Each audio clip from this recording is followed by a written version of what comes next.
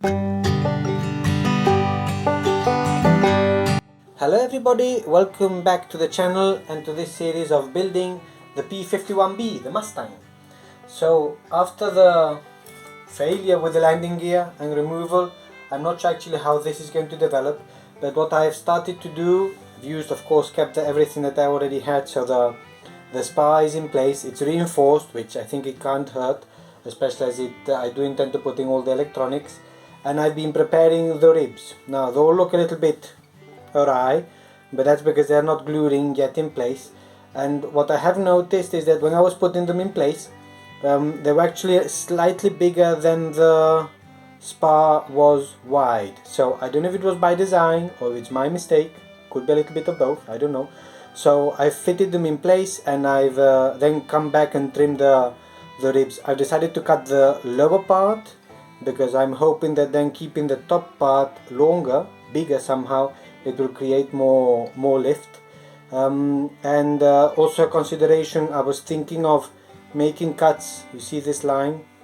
I was thinking of making cuts on the spar down to this line, kind of like half the cut on the spar, half the cut on the rib, and then gradually I realized that it's probably better to have a strong spar and a weak rib if I have to choose. So I haven't done it all the way. Let's see if I can take this one out, for example.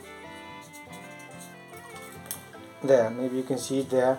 So I haven't actually done the cut down to the middle as intentionally intended, initially intended I mean, because I prefer that the rib breaks and then the spar breaks. If the rib breaks, I can fix it easier. If the spar breaks, I think it's much worse damage, let's say. So anyhow, that's what I'm doing. I still have then the last two ribs on each wingtip to do.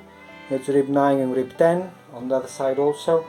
And then I have to figure out how I'm going to set it down onto the plank and start to glue it. I have to watch out also for the angle of incidence, as you followed along anyhow, like you know that I struggle with that, so I'm hoping that keeping the ribs flat, the angle of incidence will pick up, and then I need to do all the other modifications, right? So eventually the plan is to lay down, let's get things out of the way, lay down some things like this, the main spar like this, fix it in place, building the ribs and also the trailing edge, which is somewhere, I believe this is a trailing edge piece, so somehow like this, and then when that is set, then work on the leading edge, which is a modification as recommended by some of you, which is actually to make it much thicker, not just the strip. So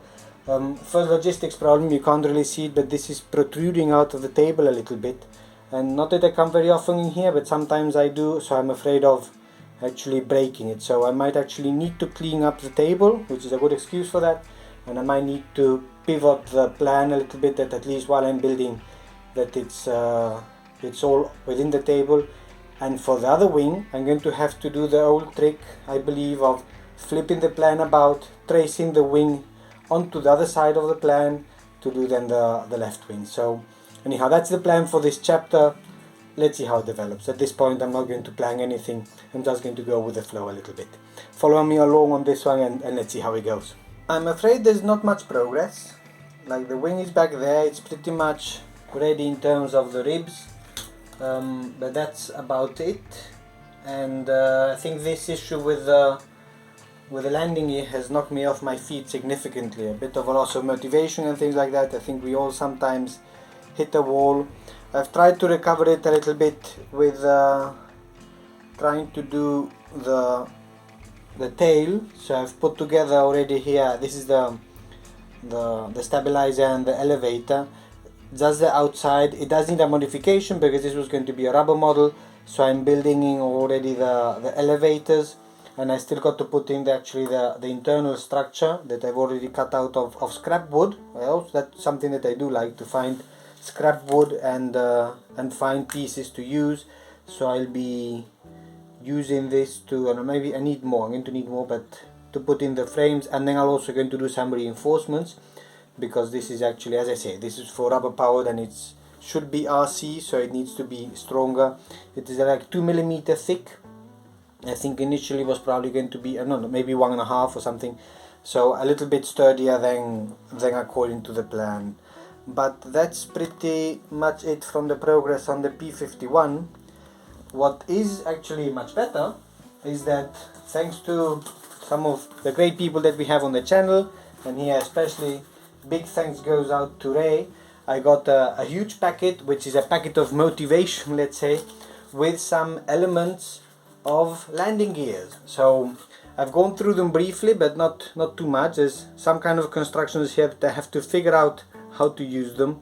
Probably not for this model, I think they're going to be too big, but interesting ways how things are fixed. So really great to know that actually Ray was putting this together probably and using it. There's this whole packet here, alpha model, it says here Czech Republic, so coming back home somehow. Some landing gear, I haven't even opened it up. This is going to be very interesting somehow to put together and play with it. Looks a bit old, but probably good and functioning. And here's also the paper with the instructions, some screws and things like that. So really great piece here. What else do we have here in all this box of goodies? And I think that's it, and very well packed also. So thank you, Ray, for that also. And also some other elements here. I think this is supposed to be a forward landing gear, I think.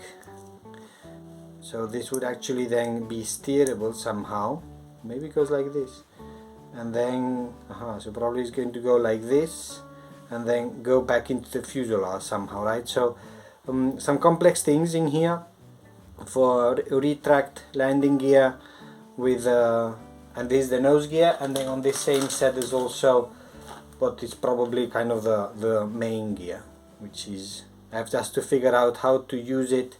It locks in place, so not sure, I might need to make something like a B25 or something like that. I'm not sure what this would be good for, but fantastic element. So this is for sure a pick-upping motivation, and with that then I'm going to have the motivation hopefully to continue with the P51, to continue with the tail, then go ahead with the wing without the landing gear unfortunately, but at least to continue. So I have to fix it down on the plan. For that I probably want to turn the plan, I think I already mentioned that once, and build the trailing edge and the leading edge on one of the wings, on the left wing, and then flip the plan around and do them the right wing. So it's a lot of cumbersome things to do, and maybe that's also one of the reasons why there's a bit of loss of motivation.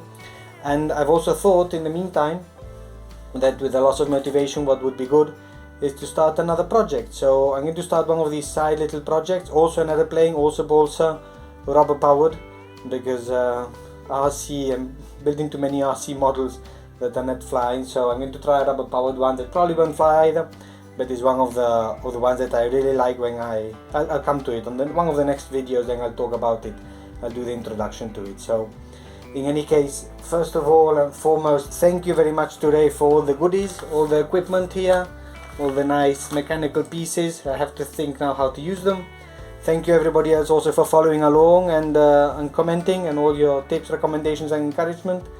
And I'll see you next time.